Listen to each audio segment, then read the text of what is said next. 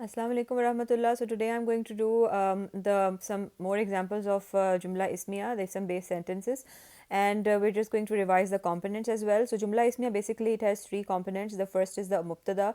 It is basically the word that comes before is, and it should be Rafa or it should be a harf of nasab or its victim. And Mubtada is always present in an ism based sentence, and it's never absent. Then the second thing is the khabar, and the khabar, it should be Rafa. It can be present or it can be absent. It can also be in combination with the third component, that is the mutalik bil khabar. The third component is the mutalik bil khabar, and it can be jar majroor or it can be a special mudaf, and same as khabar, it can either be present alone or in combination with the with it, or it can be absent. And these three components of jumla ismiya can be present in any order. There is no specific order in which they should be present, so anything can come first according to the sentence. And we are going to do just two examples today. The first one is inna salataka sakanun lahum.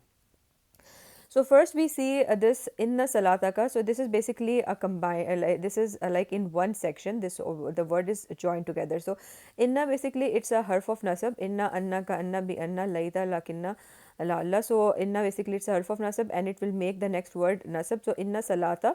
So this is combined. And then salata and ka are combined with one another, and that is salata is basically a muzaf and ka is a muzaf ilayh. So all this is combined, and since it is harf of nasab and its victim, so this is the mubtada. So in this ism based sentence, inna salataka is the mubtada, and then we see the next word, that is sakanun, and it is a rafa. And since we already have the mubtada, so this rafa is going to be the khabar, since we know that khabar should be rafa. And then the third one is lahum, and we know that la is basically a harf of jar, bata kaf lam wa min fi yan ala hatta ila. So lam, basically it's a harf of jar, it's going to and so lahum, basically it's a mutalik bil khabar. So we see the translation that inna salataka, certainly your prayer is, and then sakanun, relief, and then lahum, for them. So these are the components of this ism based sentence.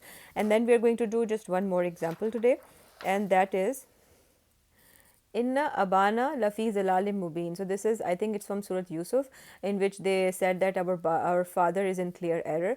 So inna, again it's a harf of nasab, and aba is again it's going to become nasab, and aba and na, basically it's a mudaf and mudaf ilayh. So all of this is in one section. So this is going to be the mubtada. So inna abana is going to be the mubtada, and then lafi zalalim mubin.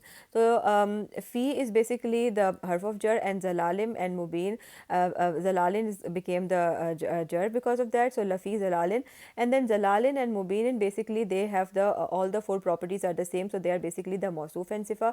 So lafi zalalim mubin is also going to be in one section, so it's going to be the mutalik bil khabar. So inna abana, certainly our father is, and then lafi zalalim mubin, in clear error. So we recognize the components. So basically the reason for this video is that we should be able to recognize the components of a jumla ismiya, that which is the mubtada and which is the khabar and which is the mutalik bil khabar. So we see from here that since there is a harf of nasab and its victim, so this is going to be the mubtada.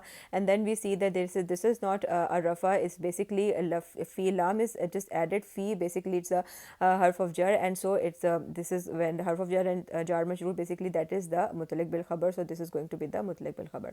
So now we know the components of the jumla ismiya, and we also are able to recognize which is the mubtada, which is the khabar, and which is the mutalik bil khabar. Inshallah, in the next video we'll continue further. Fi aman Allah.